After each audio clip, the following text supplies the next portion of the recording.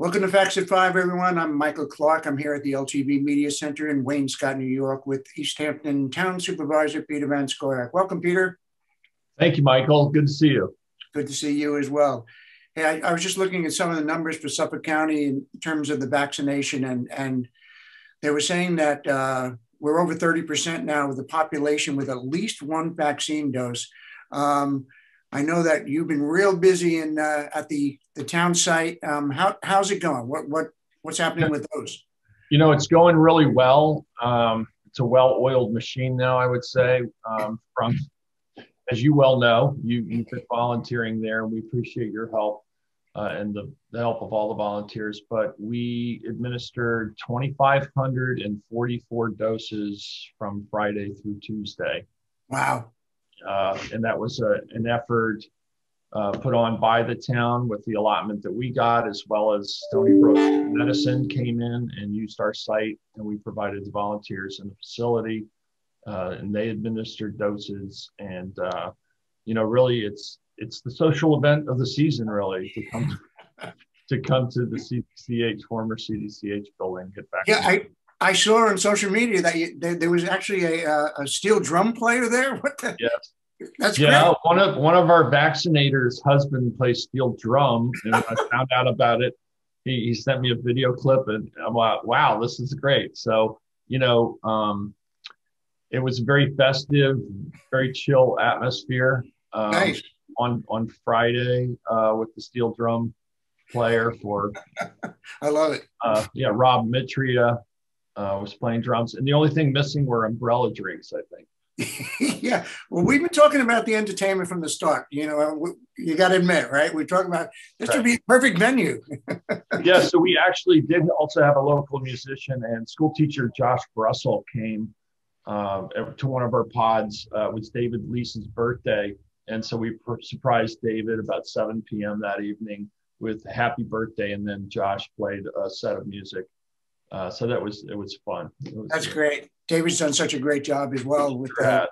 Such a hard worker and a huge asset to myself and the rest of the board. So what's it looking like for the future considerations for vaccinations, Peter?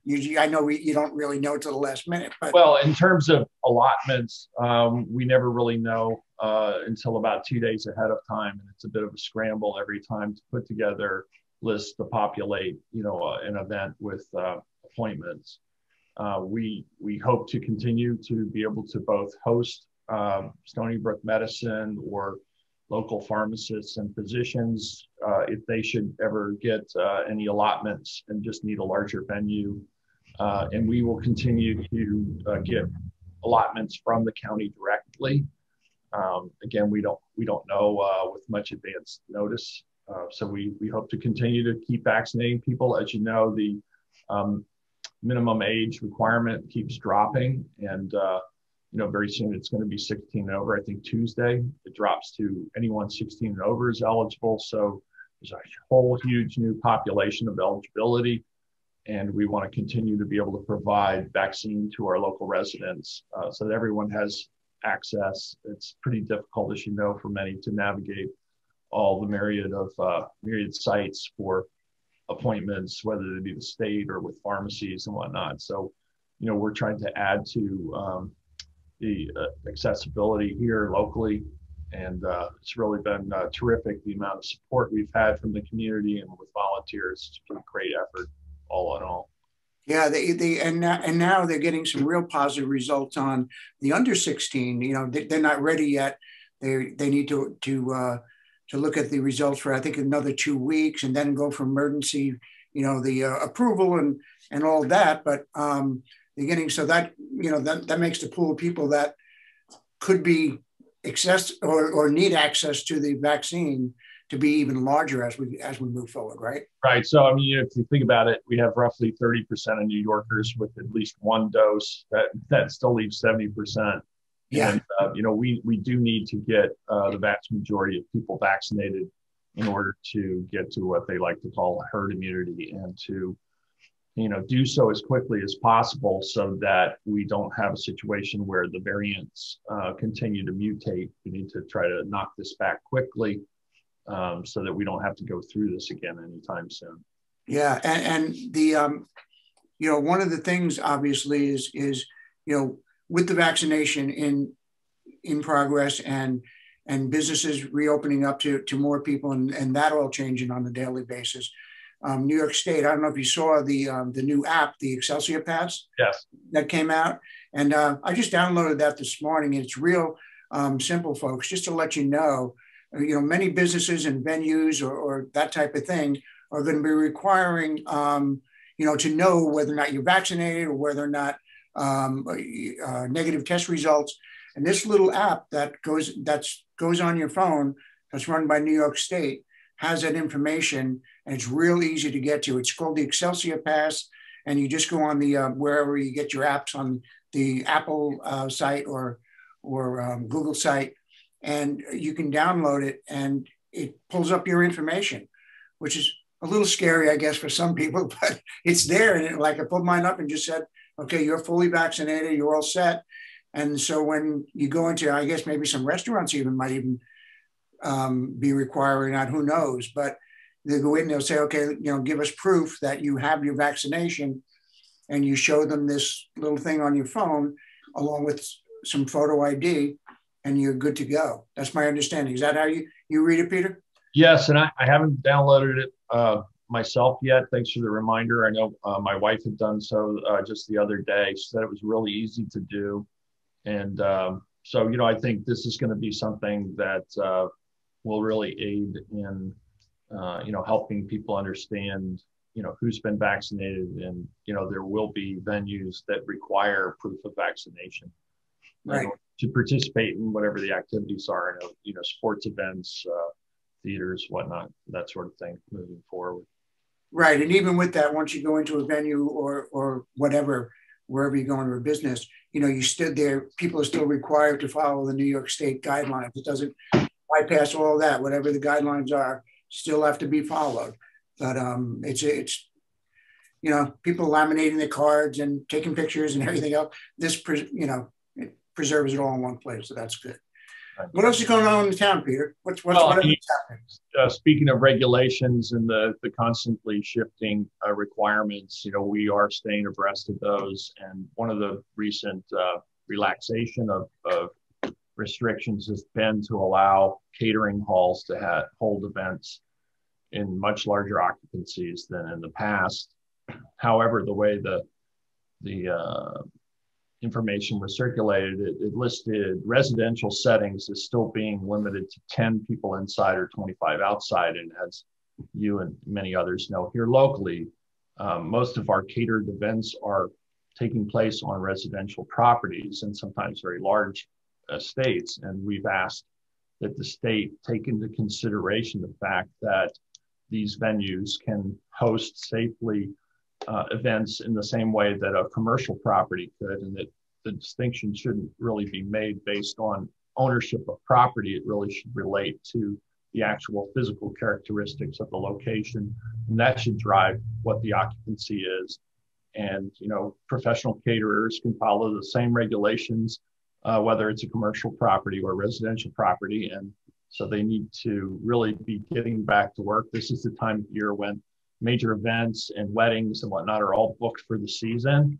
And these businesses don't know whether or not they're going to be able to operate. They certainly won't be able to survive on occupancy regulations that are so restricted. We believe that they can operate safely under those guidelines if they're just allowed to have greater occupancy on those residential venues. Yeah, I guess they didn't put that much thought into that coming down from the state. That's not a local requirement. That's a state requirement. No, that's the state requirement. Yeah. One size doesn't fit all. And, yeah. Throughout the pandemic, I've made numerous requests to the governor's office to give local officials a little bit more leeway and authority to make these types of decisions, because one size doesn't fit all. No one knows their local communities better than local officials. And, so because of this, I took the issue to the East End Supervisors and Mayors Association, which is basically 5 East End towns. We discussed it and gained, I think, unanimous support. for a letter to the governor expressing our concerns. That letter went out from the association recently, and I know that there's been requests made by the local catering industry as well. Assemblyman Fred Thiel has brought the issue forward as well.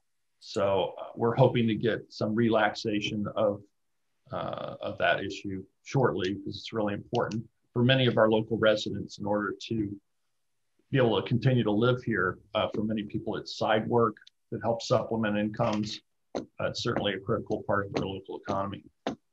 Yeah, and I know a bunch of a few of the local caterers have gotten together and kind of formed this little unofficial coalition, if you will, and are trying to bring that message out to the public in a public forum on April the 12th, right here on LTV.